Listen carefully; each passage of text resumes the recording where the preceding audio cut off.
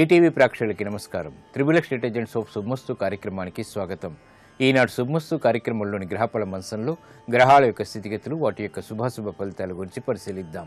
అలాగే ఈరోజు 12 రాసుల వారికి ఏ సంఖ్యలు కలిసి వస్తాయి, రంగుల యొక్క ప్రాధాన్యత, ఏ దేవతల్ని పూజించాలి, ఎటువంటి దేవతాస్తుతులు పఠించాలి, ముఖ్యంగా 12 రాసుల వారు ఈరోజు చేపట్టవలసినటువంటి కార్యక్రమాలు ఏమిటో కూడా పరిశీలిద్దాం. ముందుగా నేటి పంచాంగ వివరాలు. శ్రీ జైనామ సంవత్సరం మార్గశిర మాసం, దక్షిణాయనం, హేమంత ఋతువు. ఈరోజు మార్గశిర బహుళ దశమి, అనంతరం తిథి ఏకాదశి. ఈరోజు చేపట్టేటువంటి కార్యక్రమాలన్నీ కూడా సత్ఫలితాన్ని కలిగిస్తాయి. ముఖ్యంగా ఆధ్యాత్మిక కార్యక్రమాల ద్వారా గ్రహ ప్రతికూలత తగ్గుతుంది. వారం సోమవారం లేదా బుధవారం. ఈరోజు చేసేటువంటి పెసలు దానం, అలాగే విష్ణు సహస్రనామ పారాయణ, గోవులకి సమర్పించేటువంటి పెసలు ఉత్తమ ఫలితాన్ని కలిగించుతుంది. గ్రహాల ద్వారా ఏర్పడేటువంటి ఈతి బాధల్ని పోగొడుతుంది. మహావిష్ణువు యొక్క కృప ద్వారా సకల రుగ్మతలు దూరమవుతాయి. ఈరోజు నక్షత్రం చిత్తా నక్షత్రం. ఈ చిత్తా నక్షత్రంలో ఈరోజు పుట్టేటువంటి వారికి 4వ పాదంలో పుట్టినట్టయితే దోషం లేదు. 1, 2, 3 పాదాల్లో పుట్టినట్టయితే సామాన్య శాంతి తప్పనిసరి. అలాగే ఈరోజు చిత్తా నక్షత్రంలో పుట్టేటువంటి వారికి కుజ మహాదశతోటి ప్రారంభమవుతుంది. ప్రస్తుతం కుజుడు యొక్క స్థితి మకర క్షేత్ర స్థితి, ఉచ్చస్థితి. అలాగే ఉచ్చస్థుడైనటువంటి బృహస్పతి యొక్క వీక్షణ ఉంది కాబట్టి ఇది వేగవంతమైనటువంటి ఉత్తమ ఫలితాలని కలిగించడంలో ఆధిపత్యత శుభుడైనప్పుడు యోగ్యతను కలిగి ఉంది. ఇక ఈరోజు 12 రాసుల వారికి ఏర్పడేటువంటి శుభాశుభ ఫలితాలను పరిశీలిద్దాం. ముందుగా మేషరాశి. ఈరోజు మేషరాశి వారిని పరిశీలించినట్టయితే కోర్టు సంబంధిత వ్యవహారాల్లో జాగ్రత్తలు తప్పనిసరి. శారీరక శ్రమ అధికంగా ఉంటుంది. ప్రతి పనిని పదే పదే చేయవలసినటువంటి ఆవశ్యకత ఉంటుంది. కార్యక్రమ నిర్వహణలో ఏర్పడినటువంటి లోపాలని ఆలస్యంగా సవరించుకోగలుగుతారు. స్థిరాస్తి విషయాల్లో అనుకూలత మాత్రం ఏర్పడుతుంది. వృత్తి, వ్యాపార, ఉద్యోగ సంబంధిత కార్యక్రమాల్లో అనిశ్చిత పరిస్థితుల్ని దూరం చేసుకోవడానికి చేసేటువంటి ప్రయత్నాలు కొంతవరకు ఊరట కలిగిస్తాయి. విదేశీ సంబంధిత లావాదేవీల విషయంలో జాగ్రత్తలు పాటించాలి. ఆరోగ్య క్రమశిక్షణ లోపిస్తుంది. ఈరోజు మీ అదృష్ట సంఖ్య 9. ఎరుపు వర్ణం ధైర్యాన్ని కలిగిస్తుంది. ప్రతికూల పరిస్థితుల్ని దూరం చేసేటువంటి శక్తి సామర్థ్యాలని పెంపొందింపజేస్తుంది. అనుకూల దైవం మహాగణపతి. ఈరోజు ఈ రాశి వారు మహాగణపతిని దర్శించి భక్తి శ్రద్ధలతో తెల్లటి పుష్పాలతో పూజించడం ద్వారా గ్రహ అతి ప్రతికూలతని దూరం చేసుకోగలుగుతారు. చంద్ర రాహుల్ ద్వారా ఏర్పడేటువంటి అతి ప్రతికూలత దూరం అవుతుంది. విద్యా సంబంధిత ప్రయత్నాలు మాత్రం ఈరోజు మీకు లాభిస్తాయి. ఈరోజు వృషభ రాశి వారిని పరిశీలించినట్టయితే ఆకస్మిక విజయాలు ఆర్థికంగా ఉన్నప్పటికీ అనిశ్చితి కూడా వెన్నంటి ఉంటుంది. కార్యక్రమ నిర్వహణలో ఏర్పడినటువంటి సమస్యలు జటిలమవుతాయి.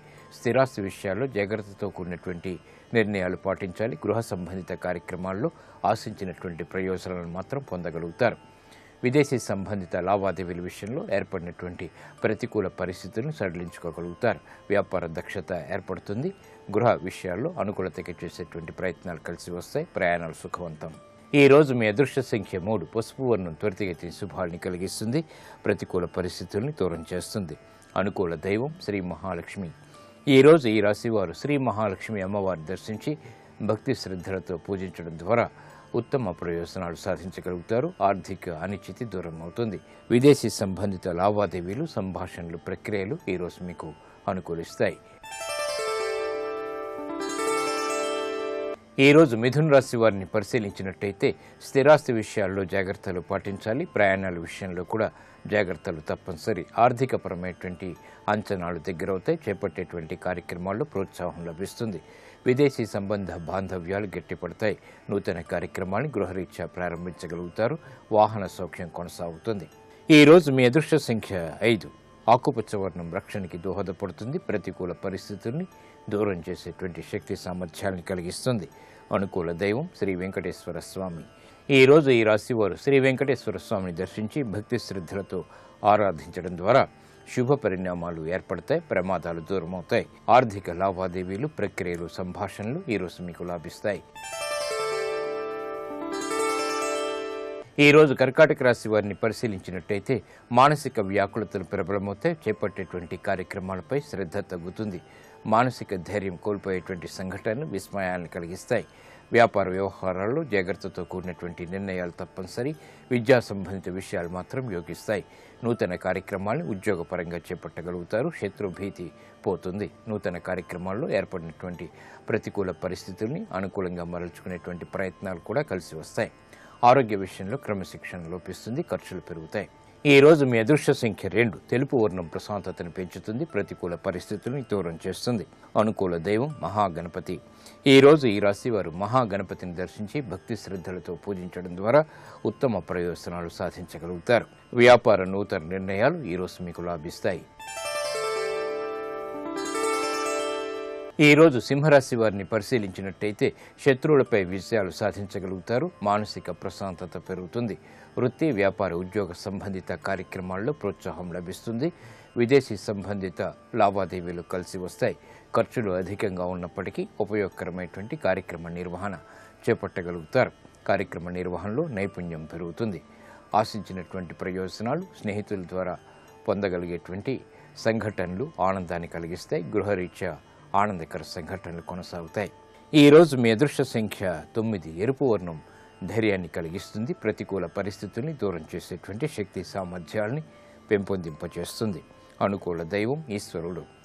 ఈ రోజు ఈ రాశి వారు శివాలయాన్ని దర్శించి ఈశ్వరుడికి అభిషేకాది కార్యక్రమాలు నిర్వహించడం ద్వారా ఆర్థికపరమైనటువంటి అంశాల్లో విజయాలు సాధించగలుగుతారు. ఆర్థిక ప్రయత్నాలు ఈ రోజు మీకు లాభిస్తాయి. ఈ రోజు కన్యారాశి వారిని పరిశీలించినట్టయితే ఆర్థిక వ్యవహారాల్లో చుక్కెదురు పరిస్థితుల్ని అధిగమించగలుగుతారు. ఆకస్మిక స్నేహాల ద్వారా లబ్ధి చేకూరుతుంది. నూతన కార్యక్రమాల్ని వేగవంతంగా ప్రారంభించగలుగుతారు. లాభదాయకమైనటువంటి కార్యక్రమ నిర్వహణ వ్యాపారరీత్యా కొనసాగుతుంది. ఆత్మవిశ్వాసాన్ని పెంపొందింపచేసేటువంటి కార్యక్రమ నిర్వహణ ఆనందాన్ని కలిగిస్తుంది. నూతన గృహప్రాప్తి లేకపోలేదు. ఆశించినటువంటి ప్రయోజనాలు అన్ని రంగాల వారికి దగ్గరవుతాయి. ఆనందకర వాతావరణం అన్ని రంగాల వారికి ఏర్పడుతుంది. గృహ విషయాలు అనుకూలం. ప్రయాణాలు సానుకూలం. ఈ రోజు మీ అదృష్ట సంఖ్య 5. ఆకుపచ్చ వర్ణం రక్షణకి దోహదపడుతుంది. ప్రతికూల పరిస్థితుల్ని దూరం చేస్తుంది. ప్రశాంత పరిస్థితుల్ని ఆహ్వానిస్తుంది. అనుకూల దైవం లక్ష్మీ నరసింహస్వామి. ఈ రోజు ఈ రాశి వారు లక్ష్మీ నరసింహస్వామిని దర్శించి భక్తి శ్రద్ధలతో పూజించడం ద్వారా ఆనందకర పరిస్థితుల్ని ఆహ్వానించగలుగుతారు. స్థిరాస్తి నిర్ణయాలు ఈ రోజు మీకు లాభిస్తాయి. ఈ రోజు తులారాశి వారిని పరిశీలించినట్టయితే మానసిక ధైర్యం కలిగి ఉంటారు. చేపట్టేటువంటి కార్యక్రమాలపై పట్టు బిగించగలుగుతారు. ఉద్యోగ సంబంధిత వ్యవహారాల్లో జాగ్రత్తలు పాటించాలి. వ్యయం అధికంగా ఉంటుంది.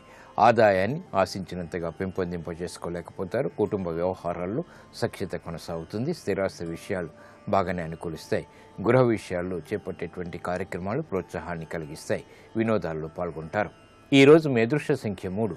పసుపు వర్ణం త్వరితగతిని శుభాల్ని కలిగిస్తుంది. ప్రతికూల పరిస్థితుల్ని దూరం చేస్తుంది. అనుకూల దైవం శ్రీ మహాలక్ష్మి.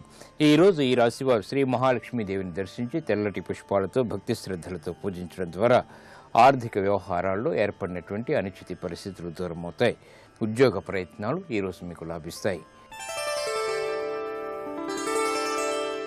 ఈ రోజు వృశ్చిక రాశి వారిని పరిశీలించినట్టయితే ధైర్యంతో కూడినటువంటి కార్యక్రమ నిర్వహణ తద్వారా వేగవంతమైనటువంటి విజయాలు చేకూరుతాయి. అదృష్ట సంఘటనలు గృహంలో చోటు చేసుకుంటాయి. కార్యక్రమ నిర్వహణలో ఆశించినటువంటి ప్రయోజనాన్ని పొందగలుగుతారు. విదేశీ సంబంధిత లావాదేవీల్లో విజయాలు సాధించగలుగుతారు. వ్యయం ఎక్కువగా ఉన్నప్పటికీ ఆదాయాన్ని కూడా పెంపొందింపచేసుకునేటువంటి సంఘటనలు ఆనందాన్ని కలిగిస్తాయి. సంభాషణల ద్వారా ఇతరులని ఆకట్టుకునేటువంటి ప్రయత్నాలు కూడా లాభిస్తాయి. ఆరోగ్యంలో మంచి మార్పులు చేకూరుతాయి. ఈ రోజు మీ అదృష్ట సంఖ్య 6. తెలుపు వర్ణం ప్రశాంతతను పెంచుతుంది. ప్రతికూల పరిస్థితులను దూరం చేస్తుంది. అనుకూల దైవం శ్రీ మహావిష్ణువు. ఈ రోజు ఈ రాశివారు శ్రీ మహావిష్ణువుని దర్శించి భక్తి శ్రద్ధలతో పూజించడం ద్వారా ఏలినాటి శని ద్వారా ఏర్పడేటువంటి ప్రతికూల పరిస్థితులు దూరం అవుతాయి. వ్యయాన్ని నియంత్రించగలుగుతారు. విదేశీ లావాదేవీలు, సంభాషణలు, ప్రక్రియలు ఈ రోజు మీకు లాభిస్తాయి. ఈ రోజు ధనుస్సు రాశి వారిని పరిశీలించినట్టయితే అలంకరణకి ప్రాధాన్యతనిస్తారు. ఆశించినటువంటి ప్రయోజనాలు ఆర్థికంగా చేకూరుతాయి. నూతన కార్యక్రమాల్లో విఘ్నాలు ఏర్పడినప్పటికీ తిరిగి సద్దుమణిగేటువంటి పరిస్థితులు ఆనందాన్ని కలిగిస్తాయి. సంభాషణల విషయంలో జాగ్రత్తలు పాటించాలి. స్థిరాస్తి విషయాల్లో ఏర్పడినటువంటి ప్రతికూల పరిస్థితుల్ని అనుకూలంగా మరల్చుకోగలుగుతారు. వ్యాపార దక్షత పెరుగుతుంది. నూతన కార్యక్రమాలకి శ్రీకారం చుట్టగలుగుతారు. ఆనందకర సంఘటనలు వ్యాపారరీత్యా కొనసాగుతాయి. ఈ రోజు మీ అదృష్ట సంఖ్య 2, ఎరుపు వర్ణం ధైర్యాన్ని కలిగిస్తుంది. ప్రతికూల పరిస్థితుల్ని దూరం చేసేటువంటి శక్తి సామర్థ్యాలను పెంపొందింపచేస్తుంది. అనుకూల దైవం మహాకాళి. ఈ రోజు ఈ రాశి వారు మహాకాళి అమ్మవారిని దర్శించి భక్తి శ్రద్ధలతో పూజించడం ద్వారా ఉత్తమ ప్రయోజనాలు సాధించగలుగుతారు. ఆర్థిక నిర్ణయాలు ఈ రోజు మీకు లాభిస్తాయి. ఈ రోజు మకర రాశి వారిని పరిశీలించినట్టయితే ఆహ్లాద పరిస్థితులు గృహరీత్యా చోటు చేసుకుంటే శారీరక శ్రమ అధికంగా ఉంటుంది. ఆరోగ్య క్రమశిక్షణ లోపిస్తుంది. కార్యక్రమ నిర్వహణలో లోపాలు వెలుగులోకి వస్తాయి. నూతన బాధ్యతలు బాగా పెరుగుతాయి. చేపట్టేటువంటి కార్యక్రమాల్లో ఆశించినటువంటి ప్రయోజనాల్ని ఆలస్యంగా పొందగలుగుతారు. విదేశీ సంబంధిత వ్యవహారాల్లో జాగ్రత్తలు పాటించాలి. విద్యా సంబంధిత విషయాలు బాగా అనుకూలిస్తాయి. స్థిరాస్తి విషయాల్లో ఏర్పడినటువంటి ప్రతికూల పరిస్థితులు దూరమవుతాయి. ఆనందాన్ని కలిగిస్తాయి. ప్రయాణాలు పర్వాలేదు. ఈ రోజు మీ అదృష్ట సంఖ్య 9, ఎరుపు వర్ణం ధైర్యాన్ని కలిగిస్తుంది. ప్రతికూల పరిస్థితుల్ని దూరం చేసేటువంటి శక్తి సామర్థ్యాన్ని కలిగిస్తుంది. అనుకూల దైవం సుబ్రహ్మణ్య స్వామి. ఈ రోజు ఈ రాశి వారు సుబ్రహ్మణ్య స్వామిని దర్శించి భక్తి శ్రద్ధలతో పూజించడం ద్వారా వివేకవంతమైన నిర్ణయాలు, తద్వారా విషయాలు దగ్గరవుతాయి. ప్రతికూల పరిస్థితులు దూరం అవుతాయి. వ్యాపార నూతన ఒప్పందాలు ఈ రోజు మీకు లాభిస్తాయి. ఈ రోజు కుంభరాశి వారిని పరిశీలించినట్టయితే వ్యాపార వ్యవహారాల్లో ఏర్పడినటువంటి ప్రతికూల పరిస్థితుల్ని దూరం చేసుకోగలుగుతారు. బాధ్యతలు పెరిగినప్పటికీ సక్రమ నిర్వహణ కొనసాగుతుంది. నూతన కార్యక్రమాలకు శ్రీకారం చుట్టగలుగుతారు. పిల్లల ద్వారా ఆనందం లభిస్తుంది. కోర్టు సంబంధిత వ్యవహారాల్లో చుక్కెదురు పరిస్థితులు దూరమవుతాయి. ప్రశాంతత పెరుగుతుంది. కుటుంబ సఖ్యతకై చేపట్టేటువంటి కార్యక్రమాలు సత్ఫలితాన్ని కలిగిస్తాయి. వ్యాపార దక్షత ఏర్పడుతుంది. ఆర్థిక ప్రయోజనాల్ని సాధించేటువంటి పరిస్థితులు ఆనందాన్ని కలిగిస్తాయి. ఈ రోజు మీ అదృష్ట సంఖ్య 3, పసుపు వర్ణం త్వరితగతిని శుభాల్ని కలిగిస్తుంది. శుభవార్తలను తెచ్చిపెడుతుంది. అనుకూల దైవం ఈశ్వరుడు. ఈ రోజు ఈ రాశి వారు శివాలయాన్ని దర్శించి ఈశ్వరుడికి అభిషేకాది కార్యక్రమాలు భక్తి శ్రద్ధలతో నిర్వహించడం ద్వారా గ్రహ అతి ప్రతికూలతని దూరం చేసుకోగలుగుతారు.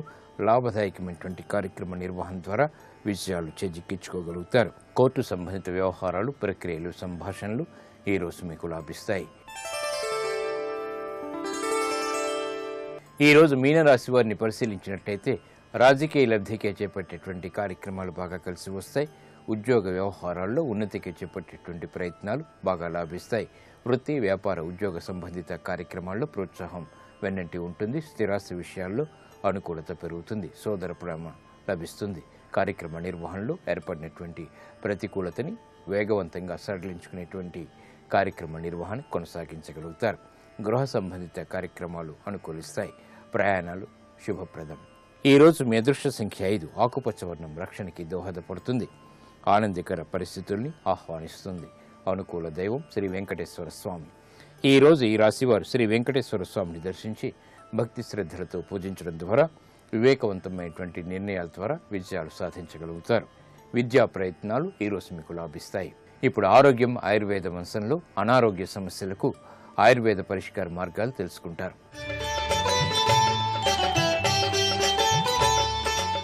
నమస్కారం. ఈనాటి శుభమస్తు కార్యక్రమంలో ఆరోగ్యం ఆయుర్వేదం శీర్షికన రక్తనాళాలలో ఉండేటువంటి కొవ్వు సమస్యకి ఆయుర్వేదంలో ఉండే పరిష్కార మార్గాల గురించి తెలుసుకుందాం. రక్తనాళాల్లో కొవ్వు పేరుకోవడం అనేటువంటిది ఏంటంటే మామూలుగా శరీరంలో ఉండాల్సినటువంటి కొలెస్ట్రాల్ ఎక్కువైపోయినప్పుడు వచ్చేటువంటి సమస్య. రక్తనాళాలు మామూలుగా ఇలాస్టిక్గా ఉండడం అంటే ఏంటంటే కొంచెం వ్యాకోచించడం, సంకోచించడం, తేలిగ్గా అయిపోవాలి. అలా అవ్వకుండా ఉండడానికి కారణం ఏంటంటే అక్కడ కొవ్వు పేరుకుపోవడం. ఆ గోడల్లో కొవ్వు చేరినట్టయితే ఆ గోడలన్నీ కొంచెం మందంగా అయిపోయి సంకోచ వ్యాకోచాలు ఇబ్బంది అయ్యి రకరకాల అనారోగ్యాలు వచ్చేందుకు అవకాశం ఉంటుంది.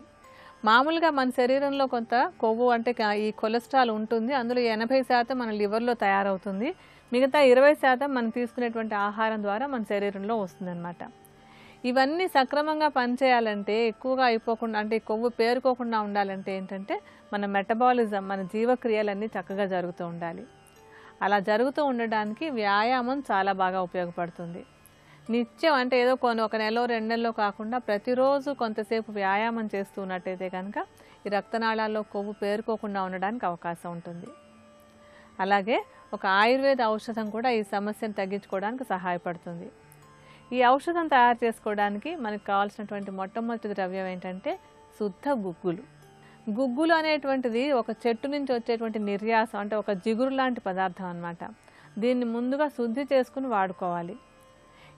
ఈ గుగ్గులకి రక్తనాళాల్లో కొవ్వు పేరుకోకుండా చేసేటువంటి గుణం చాలా బాగా ఉంటుంది. శుద్ధి చేసినటువంటి గుగ్గులు చూర్ణాన్ని బజార్ నుంచి తెచ్చుకోవాలి. ఎందుకంటే ఇంట్లో శుద్ధి చేసుకోవడం తేలికగా సాధ్యపడదు. అందుకని బజార్లో రెడీగా ఉన్నటువంటి శుద్ధ గుగ్గుల చూర్ణాన్ని తీసుకొచ్చి దాన్ని ఒక 100 గ్రాముల పరిమాణంలో తీసుకోండి.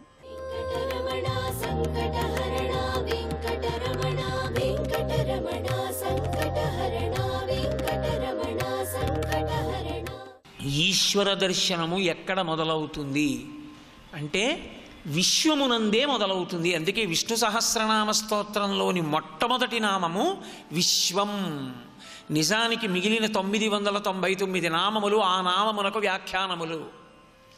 విశ్వమే విష్ణువు. అందుకే శుకబ్రహ్మ భాగవతంలో పరీక్షత్తుకు ప్రారంభం చేస్తూ హరిమయము విశ్వమంతయు హరి విశ్వమయుండు హరిమయము కాని ద్రవ్యము పరమాణువు లేదు వంశపావన వింటే అని ప్రారంభం చేశాడు. హరిమయము విశ్వమంతయు అలా నీకు అనుభవంలోకి వచ్చే పర్యంతమో ఇదంతా ఈశ్వరుడిది, ఎంత గొప్పగా తయారు చేశాడా అని నువ్వు ఆ కోణంతో చూడడం నీకొస్తే ప్రపంచమంతా ఈశ్వర విభూతి, దృష్టి పవిత్రమవుతుంది. అది లేనినాడు ఏమవుతుందంటే ఎక్కడెక్కడ నీకు ఏది అందంగా కనపడిందో అది నీకు కావాలనిపిస్తుంది. ప్రేమ స్థానాన్ని కామం ఆక్రమిస్తుంది. కామము ఆక్రమిస్తే నరకద్వారం తెరుచుకుంటుంది. కామద్వారము మూసుకుని ప్రేమద్వారం తెరుచుకుంటే పరమేశ్వరుడి వైపుకి ప్రస్థానం ప్రారంభమవుతుంది. అది భక్తి. కాబట్టి భక్తి కూడా మనోస్థాయి ఎందే ఉంటుంది. అది కూడా మనస్సులోంచి ఉత్పన్నమయ్యేదే తప్ప భక్తి అంటే కొత్తగా ఏదో విచిత్రమైనటువంటి స్థితిలో ఉంటుంది అని భావన చెయ్యకూడదు. కాబట్టి ఇటువంటి స్థితిని పొందినటువంటి భక్తిలో మిగిలినటువంటి అవతారాలన్నిటిలో కూడా ఈశ్వరావతారముల యందు ఏదో ఒక కారణానికి ఈశ్వరుణ్ణి పిలిచారు. నువ్వు అవతార స్వీకారం చెయ్యి అని పిలిచిన వాళ్ళు ఉన్నారు. అవతార స్వీకారము అన్న మాట గురించి కూడా కించిత్ అవగాహన ఉండవలసిన అవసరం ఉంటుంది. అవతార తార ఈ రెండు పరస్పర విరుద్ధమైన మాటలు. తార అంటే ఉన్నది ఉన్నట్టు మీకు కనపడక మీ మాంసనేత్రము దాని యథార్థ స్వరూపమును తెలుసుకొనలేక అది ఎంత పెద్దదో మీకంత చిన్నదిగా చూపించగలిగిన అయోమయావస్థకి మనోకోణంలో తార అని పేరు. ఆకాశంలో ఉంటుంది తారాపథము అంటాం మనం. నక్షత్రాన్ని చూపించి అదిగోనండి చుక్క అంటాడు, చిన్నదిలా కనపడుతుంది. నిజానికి అంతేనా నక్షత్రం? నక్షత్రం భూమి కన్నా కొన్ని లక్షల రెట్లు పెద్దది. అసలు తార యొక్క యథార్థ స్వరూపాన్ని మీకు చూపించడం కోసం తార కిందకు వచ్చిందనుకోండి, తారని యథార్థంగా చూడడానికి మనం ఉండం. ఎందుకంటే తార దిగితే తారని చూడడానికి మాంసనేత్రము యొక్క శక్తి చాలదు. అది స్వయం ప్రకాశకం, సూర్యుని కన్నా కొన్ని కోట్ల రెట్లు ప్రకాశకం. అటువంటి ప్రకాశవంతమైన తార కిందకొస్తే మన మాంసనేత్రం ఎలా చూస్తుంది? కాబట్టి చూడలేదు. కానీ అది ఏం చెప్పిందో అది నిజమనుకుని మనం అలాగే తార అని సరిపెట్టేసుకుంటుంటాం. కాబట్టి తారగా ఉన్నదేదో అది నీకు అర్థమే కానిది. ఆ తార ఒక్క విషయంలో మినహాయింపిచ్చి నీ మాంసనేత్రంతో చూడడానికి వీలైన రీతిలో కిందకొచ్చి నీ ముందు నిలబడగలిగితే ఆనాడు నువ్వు చూస్తే దాన్ని అవతార. తార నీకు కనపడనిది, అవతార నిన్ను అనుగ్రహించినది. అరే నువ్వు నన్ను చూడలేవయా, నువ్వు చూడడానికి వీలుగా నేను వస్తున్నాను. ఎలా రావాలి? ఈ మాంసనేత్రము చూడడానికి యోగ్యమైనంత తేజస్సుతో వచ్చి నీ ముందు కరచరణాదులతో నిలబడతాను. సగుణా నిర్గుణా సాతు ద్విధా ప్రోక్త మనీషిభి సగుణా రాగిభి సేవ్యా నిర్గుణాతుర్ విరాగిభి అంటాడు వ్యాసుడు. నిర్గుణమై అంతటా నిండిపోయినటువంటి పరబ్రహ్మము సగుణమై ఒక ఆకారమును పొంది కంటి ఎదుటకొచ్చి నిలబడితే దానికి అవతారమని పేరు. అసలు అలా ఎందుకో రావాలి భగవానుడు? ఆయనకి ఏమిటి అవసరం? సాక్షీచేతో కేవలో నిర్గుణశ్చ అని కదా ఉపనిషత్. ఆయన సాక్షిగా ఉండి ఎప్పుడూ అంతటా చూస్తుంటాడు, సర్వత్ర నిండిపోయి ఉంటాడు. దృశ్యతే శ్రూయతే పివా అంతర్బహిశ్చ తత్సర్వం వ్యాప్య నారాయణ స్థిత. మరి కనపడ్డం ఎందుకైనా అంటే ఆయనే చెప్పాడు, నువ్వేం కంగారు పడకాయా, నేను ఎందుకు కనపడుతుంటానో తెలుసా? అలాగా పరిత్రాణాయ సాధూనాం, నన్ను ఒక రూపంతో చూడాలని కోరుకున్నటువంటి మహాభక్తులైనటువంటి వారు నా గురించి తప్పించారు. కాబట్టి వాళ్ళు నన్ను ఎలా చూడాలనుకుంటున్నారో నేను అలా కనపడ్డాను. అదే నా రూపం మాత్రం కాదు. ఇది మీరు బాగా జ్ఞాపకం పెట్టుకోవాల్సి ఉంటుంది. ఈశ్వరుని యొక్క ఒక రూపం ఇలా ఉండాలని ఒక ఋషి కోరుకున్నాడు, ఒక భక్తుడు కోరుకున్నాడు. ఆయన అలా కనపడ్డాడు. అంత మాత్రం చేత ఇదే ఈశ్వరుని యొక్క రూపం అండి, ఇక మిగిలినవి రూపాలు కావండి అని మాత్రం అనకూడదు. సహస్రశీర్ష పురుష ఎన్ని రూపాలతోనైనా వస్తాడు. మీ దగ్గర గోధుమ పిండి ఉంటే పూరీలు చేసుకోవచ్చు, చపాతీలు చేసుకోవచ్చు, లేకపోతే ఏదో పుణుకులు చేసుకోవచ్చు, ఏదైనా చేసుకోవచ్చు. ఏది కాకపోతే పిండి ముద్దగా అట్టే పెట్టుకోవచ్చు. అసలు గోధుమ పిండి అంటూ ఉండాలి. పరబ్రహ్మం అంటూ రూపాన్ని పొందాలనుకోవాలి. కానీ ఏ రూపాన్నైనా ఆయన పొందుతాడు. దేనికి పొందుతాడు? అలా చూడాలని ఏ భక్తుడు అనుకున్నాడో ఆయన కొరకు పొందుతాడు. 1. 2 వినాశాయ చ దుష్కృతాం.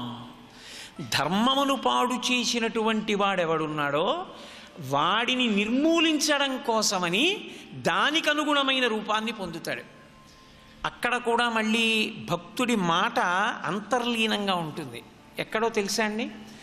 ఇది తత్వం, ఈశ్వరావతార తత్వము అంటారు దీన్ని. ఈశ్వరుడు ధర్మాన్ని నిలబెట్టడానికి రాక్షస సంహారం చేసేటప్పుడు కూడా భక్తుల మాట నిలబెడుతూ ఉంటాడు. అది ఎలా నిలబెడతాడండి అంటారేమో. బ్రహ్మగారు మాటిస్తూ ఉంటాడు. ఆయన ఎవరెవరు తన గురించి తపస్సు చేశారో వారికి ప్రత్యక్షమై అది ఆయన కర్తవ్యం. మనకి అయోమయ అవస్థ కల్పించే మాట బాధ్యత, అయోమయంలోంచి బయటికి తీసుకొచ్చే మాట కర్తవ్యం. కర్తవ్యం అన్న మాటని మీరు జీవితంలో పట్టుకున్నారనుకోండి, అభ్యున్నతి. బాధ్యత అన్న మాట మీరు పట్టుకున్నారనుకోండి, పతనం. ఎందుకంటే లాగడం ప్రధానం కాదు, ఎటు లాగుతున్నాడు అన్నది ప్రధానం. పైకి లాగుతున్నాడా కిందకి లాగుతున్నాడా అన్నది ప్రధానం.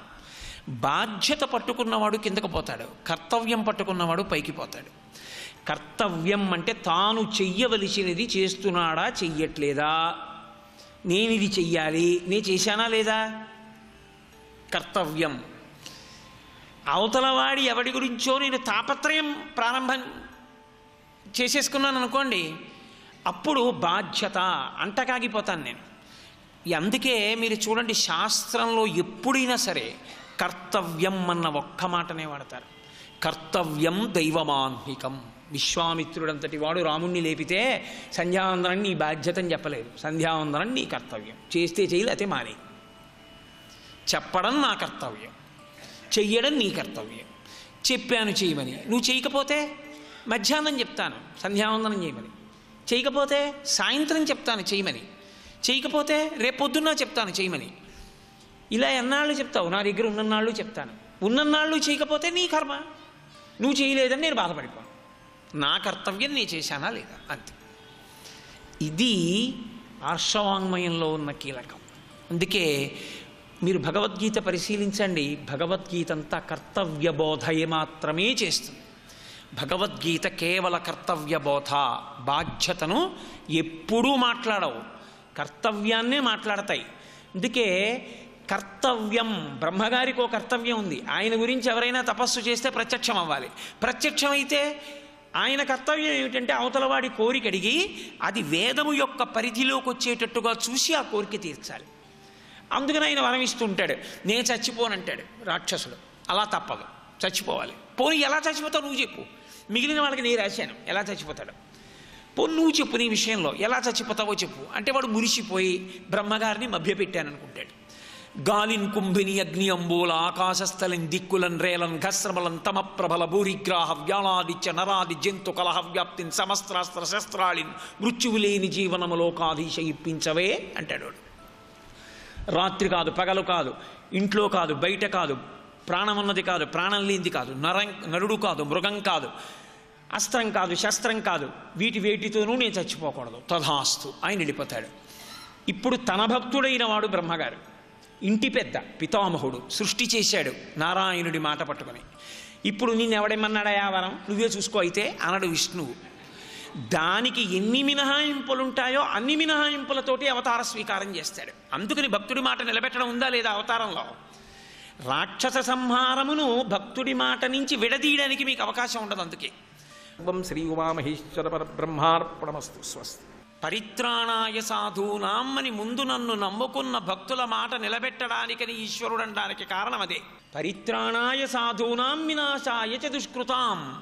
ఇప్పుడు నేను ధర్మానికి అడ్డొచ్చిన వాళ్ళని సంహరించడానికి అవతార స్వీకారం చేస్తాను.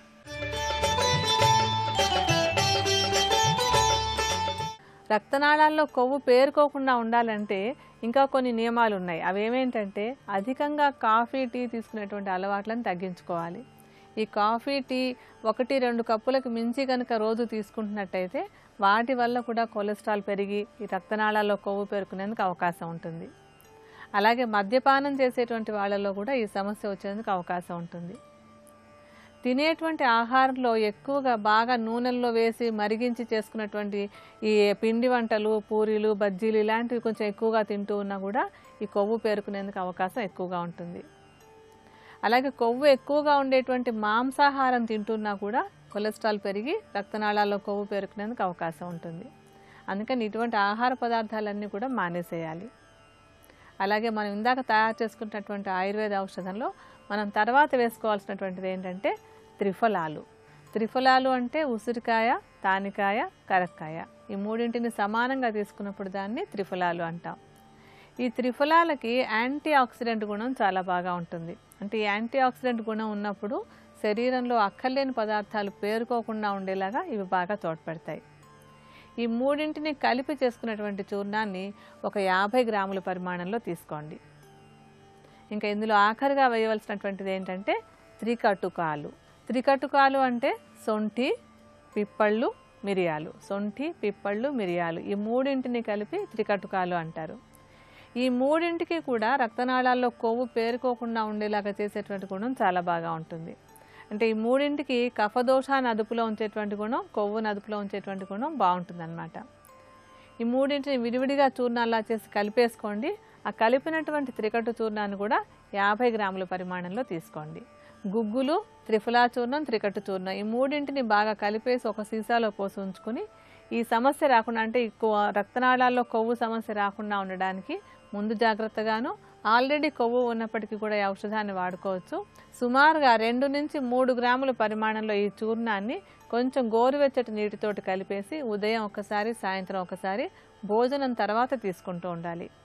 ఈ విధంగా కొన్ని నెలల పాటు కనుక ఈ ఔషధాన్ని వాడినట్టయితే ఈ రక్తనాళాల్లో కొవ్వు పేరుకునేటువంటి సమస్యను తగ్గించుకోవచ్చు. మరికొన్ని అనారోగ్య సమస్యలు, వాటికి ఉండేటువంటి ఆయుర్వేద పరిష్కారాల గురించి రేపటి శుభమస్తులో తెలుసుకుందాం.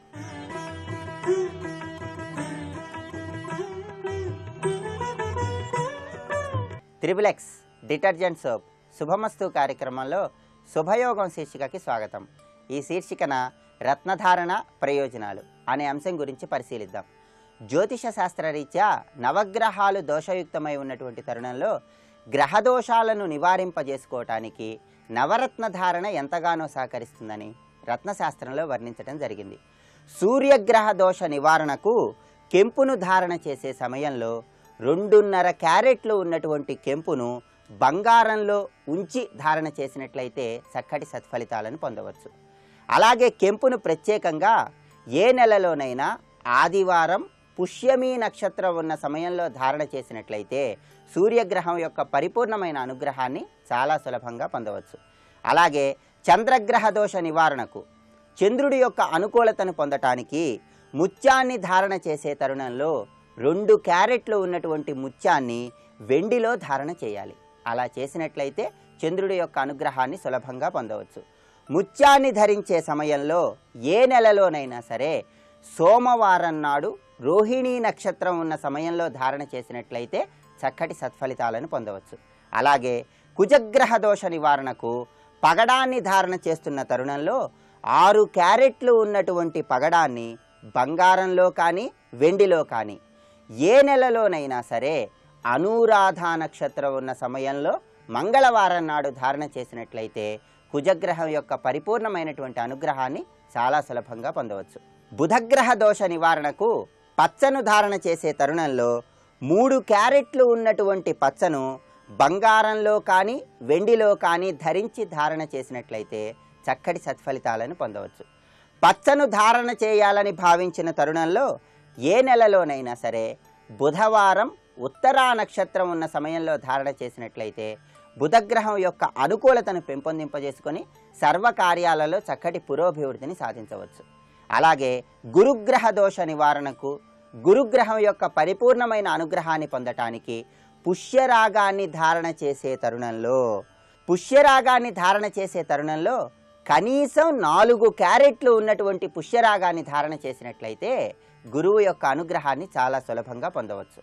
పుష్యరాగాన్ని బంగారం లోహంలో ఉంచి ధారణ చేయాలని, పుష్యరాగాన్ని ధారణ చేసే తరుణంలో ఏ నెలలోనైనా సరే గురువారం పుష్యమి నక్షత్రం కలిసి వచ్చిన రోజు ధారణ చేసినట్లయితే గురుగ్రహం యొక్క అనుగ్రహాన్ని సులభంగా పొందవచ్చని రత్నశాస్త్రంలో వర్ణించడం జరిగింది.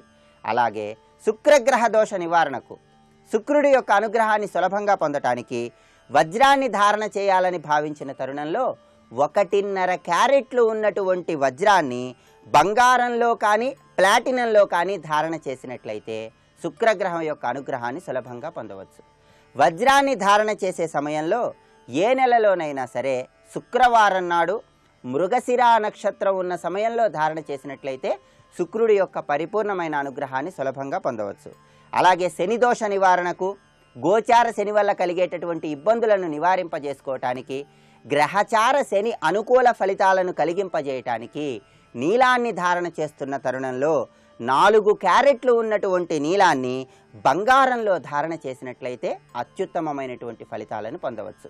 అలా నీలాన్ని బంగారంలో ధారణ చేసే సమయంలో ప్రత్యేకంగా ఏ నెలలోనైనా సరే శనివారం శ్రవణ నక్షత్రం ఉన్న సమయంలో ధారణ చేసినట్లయితే చక్కటి సత్ఫలితాలను పొందవచ్చు. అదేవిధంగా రాహుగ్రహ దోష నివారణకు, రాహు యొక్క అనుకూలతను సులభంగా పొందటానికి గోమేధికాన్ని ధారణ చేసే సమయంలో 6 క్యారెట్లు ఉన్నటువంటి గోమేధికాన్ని బంగారంలో కానీ వెండిలో కానీ ధారణ చేయాలి. అలా గోమేధికాన్ని ధారణ చేసే సమయంలో ఏ నెలలోనైనా సరే బుధవారం ఉత్తరా నక్షత్రం ఉన్న సమయంలో ధారణ చేసినట్లయితే సమస్త రాహుగ్రహ దోషాలను తొలగింపజేసుకొని రాహు యొక్క పరిపూర్ణమైన అనుగ్రహాన్ని చాలా సులభంగా పొందవచ్చు.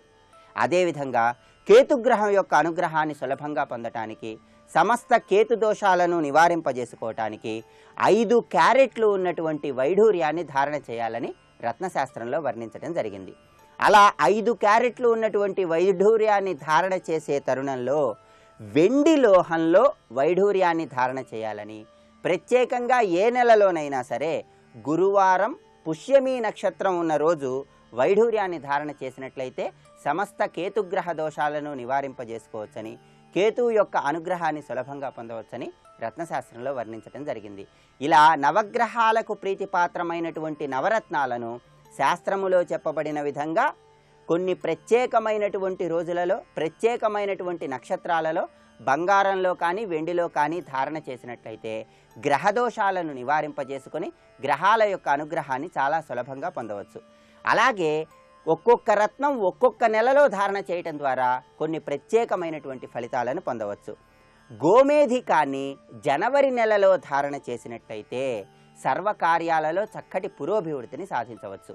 చంచలమైనటువంటి మనస్సును నియంత్రణలో ఉంచుకోవటానికి, ఉద్యోగంలో వ్యాపారంలో స్థిరత్వాన్ని పొందటానికి గోమేధికాన్ని జనవరి నెలలో ధారణ చేసినట్లయితే చక్కటి సత్ఫలితాలను పొందవచ్చు. అలాగే ప్రత్యేకంగా నీలాన్ని ఫిబ్రవరి నెలలో ధారణ చేసినట్లయితే ఎటువంటి అపజయాలు కలగకుండా, పరాజయం అనేది లేకుండా సర్వకార్యాలలో విజయాన్ని సాధించడానికి ఆస్కారం ఎంతగానో ఉంది.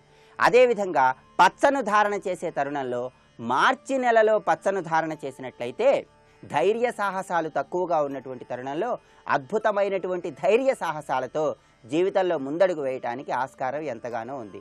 ఇంకా ఏ నెలలో ఏ రత్నాన్ని ధారణ చేయాలో రత్నశాస్త్ర రహస్యాలను తెలుసుకొని మీ జీవితాన్ని ఏ విధంగా తీర్చిదిద్దుకోవాలో వచ్చే బుధవారం శుభమస్తు కార్యక్రమంలో శుభయోగం శీర్షికన తెలుసుకుందాం. రేపటి శుభమస్తు కార్యక్రమంలో శుభయోగం శీర్షికన దానాలు ప్రయోజనాలు అనే అంశం గురించి పరిశీలిద్దాం.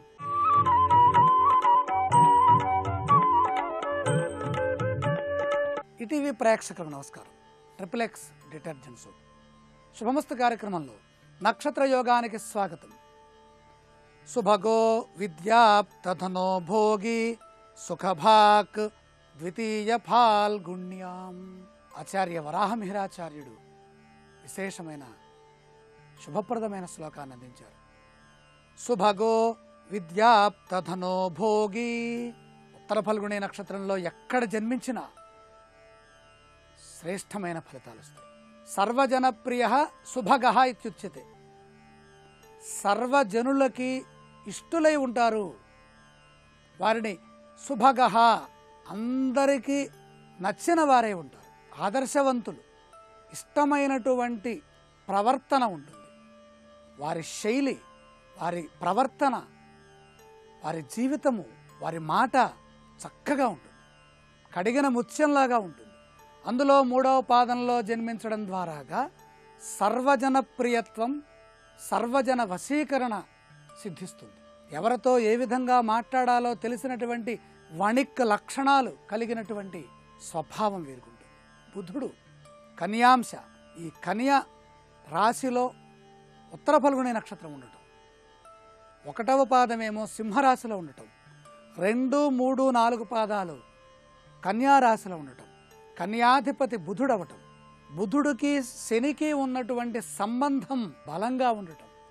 ఈ క్రమంలో 3వ పాదము లౌకిక ప్రపంచంలో మంచి పేరు ప్రతిష్టలు సంపాదిస్తారు. పారలౌకిక జ్ఞానం కంటే కూడా లౌకిక జ్ఞానం ఉంటుంది. దైవశక్తి కంటే వినియోగ శక్తి ఎక్కువగా ఉంటుంది. ఆ క్రమంలో మంత్రశక్తి, విశేష సంపదలు, ప్రయాణముల యందు ఆసక్తత, అధికారుల్ని వశం చేసుకోవడం, అధికారులకు ఇష్టులై ఉండటం, అనుంగు శిష్యులై ఉండటం, నమ్మకస్తులై ఉండటం. శని యొక్క లక్షణాల్లో నమ్మకత్వం అనేది విశేషమైనది. నమ్మకస్తులుగా ఉంటారు, నమ్మదగిన వారుగా ఉంటారు. ఉత్తర ఫల్గుణి నక్షత్రం 3వ పాదం వారికి తెలిసినట్టుగా రహస్యాలు ఎవరికి తెలియవు. ఏ విషయాన్నైనా సరే ఆ విధంగా దాచుకోగలిగిన నమ్రత స్వభావం ఉంటుంది. స్థిర రాశి, కడవ లోపల వేసి మూత పెడితే లోపల ఏముందో తెలియదు. ఆ విధమైనటువంటి నిబద్ధత, నమ్మకానికి మారుపేరు. నూతన అంశాలని కనిపెట్టాలనేటటువంటి పరిశోధనాత్మకమైన దృక్పథము కలిగిన వారే ఉంటారు. అసలు కుంభం అంటేనే పరిశోధన. పూరకం, కుంభకం, రేచకం 3 విధాలుగా. యోగశక్తి, యోగ ప్రాభవ శక్తిలో పరిశోధనలో ముందుకు వెళతారు.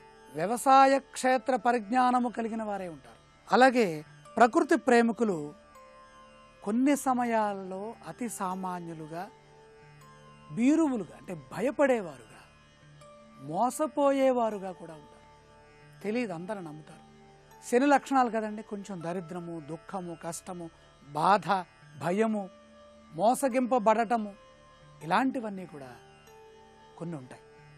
ఇవన్నీ లేకుండా అద్భుతంగా ఉంటే ఇంకా శని గొప్పదనం ఏముంది? కాబట్టి శనిని ఎక్కువగా ధ్యానించాలి. బాధపడటం మొదలుపెట్టామా ఎక్కువ బాధ కలిగిస్తాడు శని. ఎదురు తిరగడం మొదలుపెట్టామా ఎక్కువగా సమస్యలు వస్తాయి. శని విషయంలో ఎదురు తిరగకూడదండి. శనిని ధ్యానించడమే. ఎవరిని ధ్యానించాలి?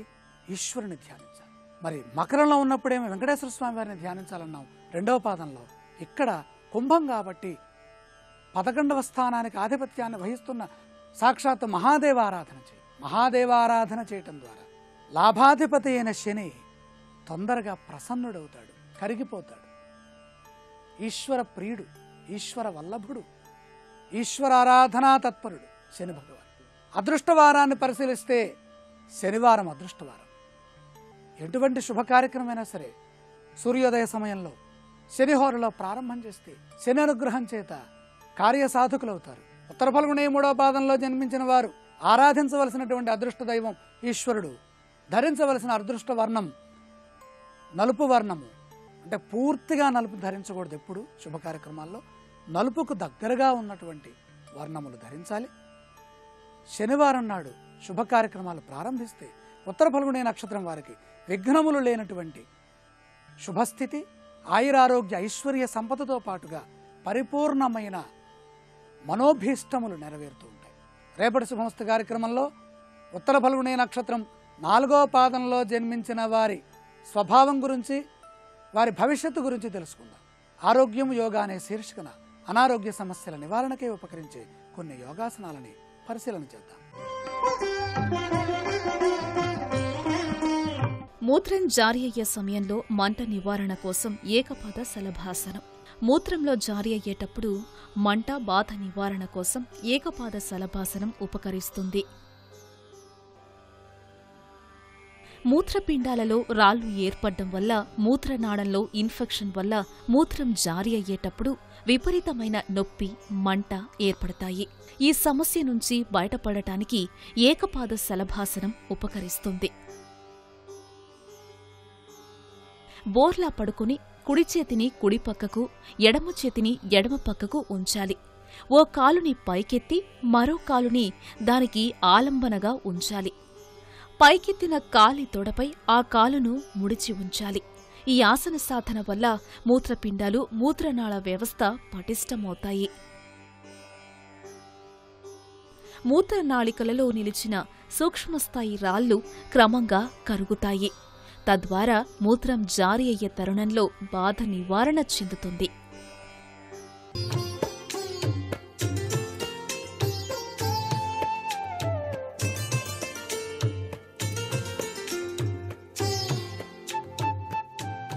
ట్రిపుల్-ఎక్స్ డిటర్జెంట్ సోప్ శుభమస్తు కార్యక్రమంలో గృహబలం అంశానికి స్వాగతం. ఇంటిలో చక్కగా నిద్రించడానికి తప్పనిసరిగా పాటించవలసిన వాస్తు సూత్ర నియమావళి చాలా గొప్పది.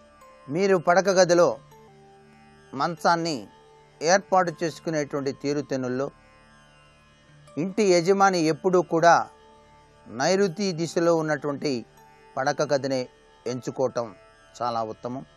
అలా నైరుతి మూల ఉన్నటువంటి పడక గదిలో దక్షిణం వైపుకి తలను ఉంచి ఉత్తరం వైపుకి కాళ్ళు ఉండేటువంటి రీతిలోనూ, లేక తూర్పు వైపు తల ఉంచి పడమర వైపు కాళ్ళు ఉంచుకునేటువంటి తీరులోనూ నిద్రించటం సర్వే సర్వత్రా శుభదాయకమే. అయితే ఈ యొక్క పడక గదిలోని మంచం ఏర్పాటు చేసేటువంటి విధి విధానంలో ఆ గదిలో 4 మూలలా కూడాను మీరు నిద్రించిన తర్వాత లేచి తిరిగేందుకు వీలుగా ఏర్పాటు చేసుకోవాలి. అంటే తప్పనిసరిగా 4 మూలలా కూడాను ఖాళీ జాగా ఉండేటువంటి రీతిలోనే మీరు ఆ మంచాన్ని ఏర్పాటు చేసుకోవాలి తప్ప ఒకవైపు పూర్తిగా గోడకు ఆనించి వేసి మరొక వైపు ఎక్కువ ఖాళీ స్థలం ఉండేటట్టుగా మాత్రం ఏర్పాటు చేసుకోవద్దు. మీరు నైరుతి మూల పడక గదిలో నిద్రించేటప్పుడు ఎక్కువ శాతం నైరుతి దిశలోనే ఆ యొక్క మంచం ఏర్పాటు చేసుకోవటం చాలా ఉత్తమోత్తమం. అలా కుదరని పక్షాన పడమర దిశలో కన్నా తూర్పు వైపు దిశలో ఖాళీ జాగా ఎక్కువగా ఉండేటట్టుగా మీ యొక్క పడక మంచాన్ని ఏర్పాటు చేసుకోవటం సర్వే సర్వత్రా కూడా శుభదాయకవంతమైన ప్రభావాన్ని కలిగింపచేస్తుంది. దిండు మీరు వేసుకునేటువంటి విధి విధానంలో కూడా చాలా వాస్తు సూత్రాలు ఇమిడి ఉన్నాయి. మీరు కూర్చునేటప్పుడు కానీ, మాట్లాడేటప్పుడు కానీ, ప్రయాణానికి బయలుదేరేటప్పుడు కానీ దిండు పైన కూర్చొని మాత్రం మాట్లాడద్దు. అది అంత ఆరోగ్యప్రదమైన జీవితాన్ని ప్రసాదించదు. దిండు పైన ఎప్పుడూ కూడా కూర్చోకండి. తల వరకు మాత్రమే దిండును ఉపయోగించేటువంటి తీరుతెన్నులు వాస్తుశాస్త్రంలో ముఖ్యమైనటువంటి విశేషాంశంగా గ్రహించాలి. ఆ దిండు కూడాను గోడకు ఆని ఉండేలా ఉంచుకొని నిద్రించటం చాలా మంచి శుభదాయకమైన ప్రభావాన్ని ఇస్తుంది. ఆఫీసులో కానీ, ఇంట్లో కానీ మీ వెనుక తెరిచి ఉన్నటువంటి కిటికీ మాత్రం ఉండకూడదు. మీరు ఆఫీస్ గది ఏర్పాటు చేసుకున్నప్పుడు కిటికీ వెనక భాగానే మీరు ముందు భాగాన కూర్చున్నట్లయితే చేసేటువంటి వ్యాపార లావాదేవీల్లో కించిత్తు లాభదాయకమైన ప్రభావం తగ్గడానికి ఆస్కారం ఉంటుంది. అందుచేత ఆఫీస్ రూమ్లో మీరు కూర్చున్నప్పుడు మీ వెనుక భాగాన కిటికీ ఉండకుండా ఆ యొక్క ఆఫీస్ గదిని మీరు కూర్చునేటువంటి తీరుతెన్నులు పాటించడం చాలా మంచిది అనేటువంటి విషయాన్ని గుర్తిరగాలి. నూతన సంవత్సరం వస్తుంది కదా అని చెప్పేసి చాలామంది క్యాలెండర్లు తెచ్చిస్తూ ఉంటారు. ఆ క్యాలెండర్ని ఇష్టం వచ్చినట్టుగా మీరు తలుపులకి, దర్వాజాలకి, లేకపోతే కిటికీలకి ఇట్లా తగిలిస్తూ ఉంటారు. అది చాలా అనర్థదాయకం. ఎప్పుడూ కూడా క్యాలెండర్లు అనేటువంటివి ఎక్కువగా గోడలకు మాత్రమే తగిలించాలి. అవి కూడాను కిటికీలకి, దర్వాజాలకి మాత్రం తగిలించకూడదు అనేటువంటి ముఖ్యమైనటువంటి విషయాన్ని వాస్తుశాస్త్రరీత్యా ప్రతి ఒక్కరూ కూడా గ్రహించవలసిందిగా మనవి చేస్తున్నాం. మీరు కిటికీకి వెన్ను చూపిస్తూ కూర్చోవలసి వస్తే కిటికీని మాత్రం మూసివేయండి. వీలైతే కిటికీకి ఒక తెర కూడా వేయటం చాలా మంచిది.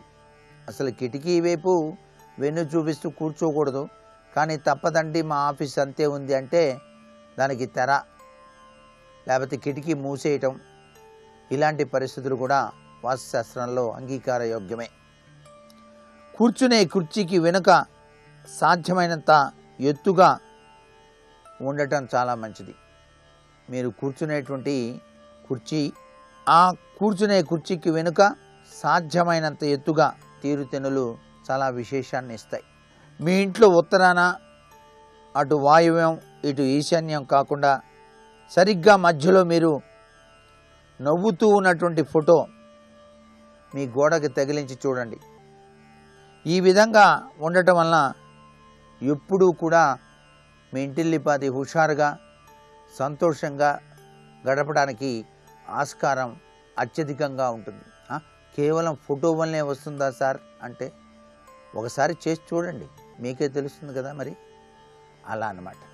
అందుచేత కుటుంబ సభ్యులందరూ కూడాను ఆహ్లాదంగా నవ్వుతూ ఉన్నటువంటి ఫోటోలు ఏమైనా ఉన్నట్లయితే అవి మీ ఇంట్లో ఉన్నటువంటి గోడకి ఉత్తరాన లేకపోతే వాయువ్యం ఇటు ఈశాన్యం కాకుండా సరిగ్గా మధ్యలో అలా గనక ఉన్నట్లయితే ఇంటిల్లిపాది కూడాను సుఖ సంతోషాలతో జీవితాన్ని సాగించడానికి ఆస్కారం అత్యధికంగా ఉంటుంది సుమా అని చెప్పేసి వాస్తుశాస్త్ర నియమం. మీ ఇంటి ముఖద్వారాన్ని ఎట్టి పరిస్థితుల్లోనూ చీకటిగా మాత్రం ఉంచకండి. ఇది చాలా ముఖ్యమైనటువంటి విషయం అండి వాస్తుశాస్త్రాల్లో. మీ ఇంటి సింహద్వారానికి గేటు ముఖ్యంగా ఇనుప గేటు కనుక అయితే రెండు వైపులా దీపాలు ఏర్పాటు చేయబడి ఉంటాయి కాబట్టి రాత్రిళ్ళు మీరు నిద్రించే సమయం వరకు కూడా ఆ దీపాలు వెలుగుతూ ఉండనేయండి. మీరు నిద్రపోయేటప్పుడు అవి కూడా ఆర్పేసి అప్పుడు నిద్రకి ఉపక్రమించవచ్చు. గృహానికి ఆయుర్దాయం పెరుగుతుంది దీనివల్ల. చాలా విశేషవంతమైనటువంటి విశేషం. మరికొన్ని ముఖ్య విషయాలు రేపటి శుభమస్తు కార్యక్రమంలో తెలుసుకుందాం. ఇప్పుడు ఆరోగ్యం యోగా అనే శీర్షికన అనారోగ్య సమస్య నివారణకు ఉపకరించే యోగాసనాలు ఏమిటో చూద్దాం. మూత్రం జారీ అయ్యే సమయంలో మంట నివారణకు ప్రణామ సర్వాంగాసనం కూడా ఉపయోగపడుతుంది. త్రాగునీటిలో ఫ్లోరైడ్, కాల్షియం వంటి మూలకాలు అధికంగా ఉండటం వల్ల మూత్రపిండాలలో ఆ రసాయనాలు రాళ్లుగా ఏర్పడతాయి. ఈ సూక్ష్మస్థాయి రాళ్లు మూత్ర నాళికల్లోకి రావటం వల్ల మూత్రం జారీ అయ్యే సమయంలో మంట, బాధ ఏర్పడతాయి. ఈ సమస్య నివారణకు ప్రణామ సర్వాంగాసనం ఉపకరిస్తుంది. నేలపై వెల్లకిలా పడుకుని రెండు కాళ్లు ఎత్తాలి. వీపు భాగంపై రెండు చేతుల్ని పెట్టి ప్రణామం చెయ్యాలి. ఈ ప్రణామ ముద్ర సరిగ్గా తల వెనుక చెయ్యాలి. ఈ ఆసన సాధన వల్ల క్రమంగా మూత్రపిండాల సమస్యలు, మూత్రనాళ సమస్యలు, మూత్రనాళికా వ్యవస్థలో ఇన్ఫెక్షన్లు నివారణ చెందుతాయి.